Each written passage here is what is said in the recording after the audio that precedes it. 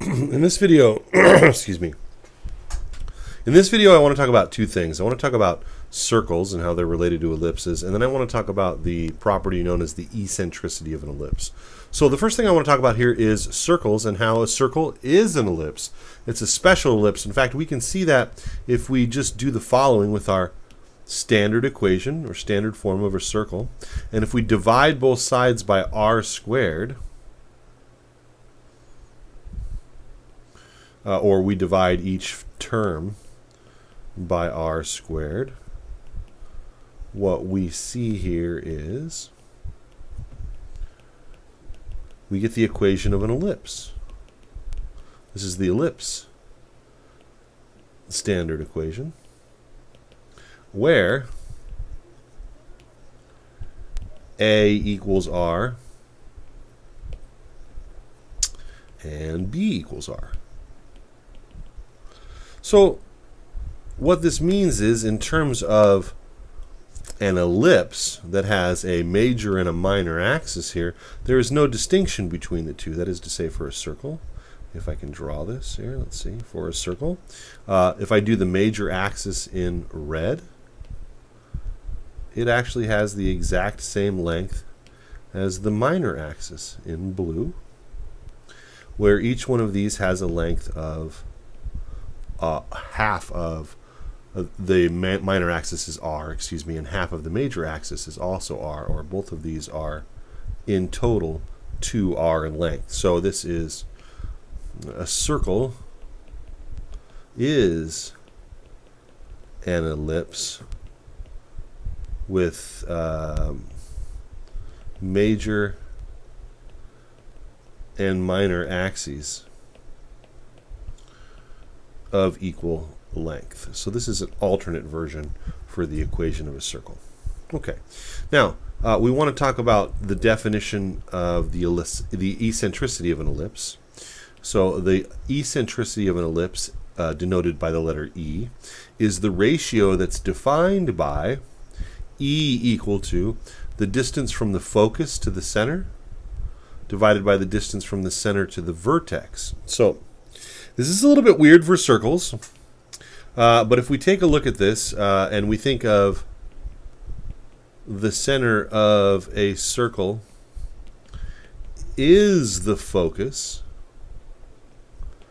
and the vertex is then any point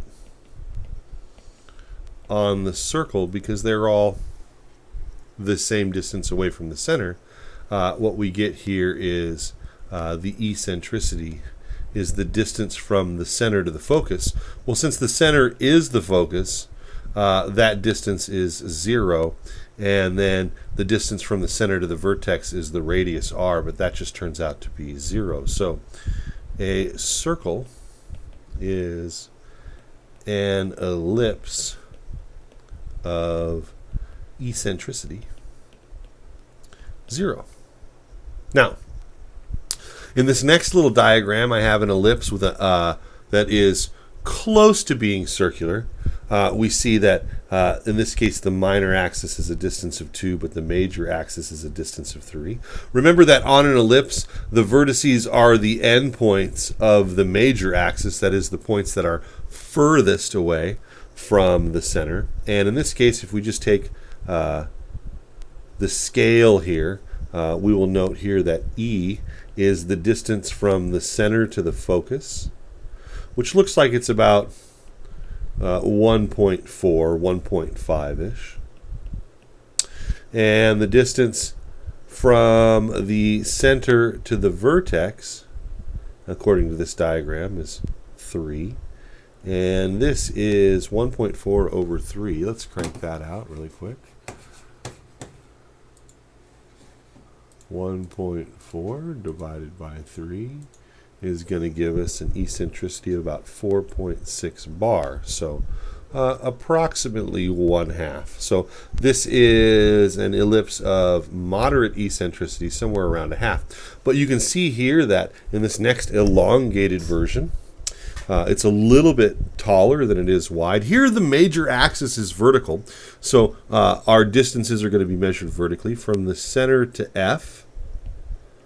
is approximately, I don't know, 2.2, I'm just guesstimating, divided by the distance from the center to the vertex, which here is, oh, sorry, I'm not counting that right. Let's see. This is about 0.2, 1, 2, and another 0.5. It's about 2.7, if I guesstimate that correctly.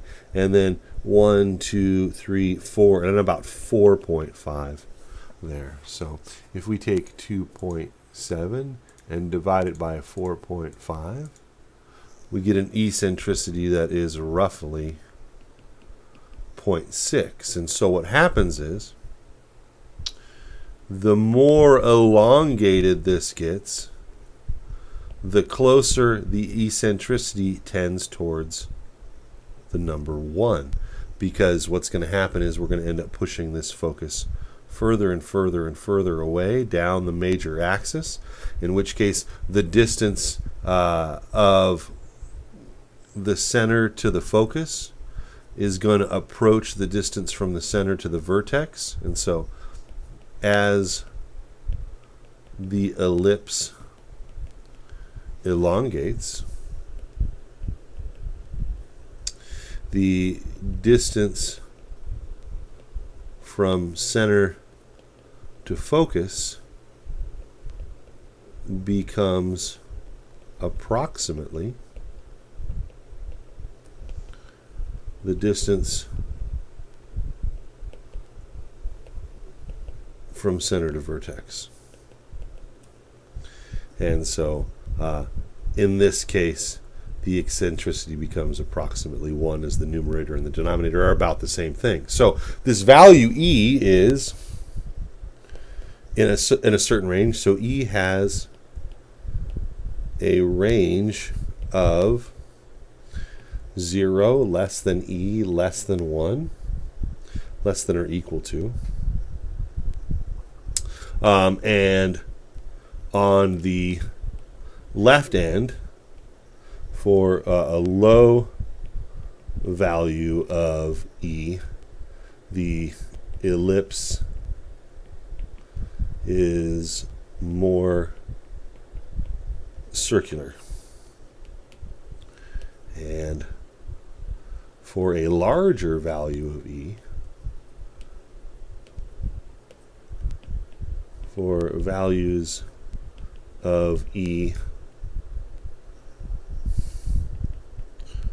closer to 1, relatively closer to 1, the ellipse is elongated. So this is low eccentricity, and this is high eccentricity. And as far as practical applications go, right, we have the sun, and planets close to the sun are not perfectly circular orbits, but they are close to circular orbits. They have low eccentricity. And as you get farther and farther out with things like Pluto or comets in general that come in from the Oort cloud and have this orbital path, this is a high eccentricity, or highly eccentric orbit, as they sometimes say. So comets and terrestrial planets.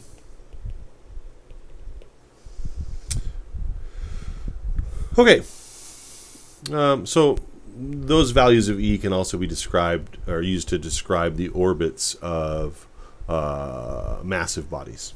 Anyhow, it's a little glimpse into what this is sometimes used for.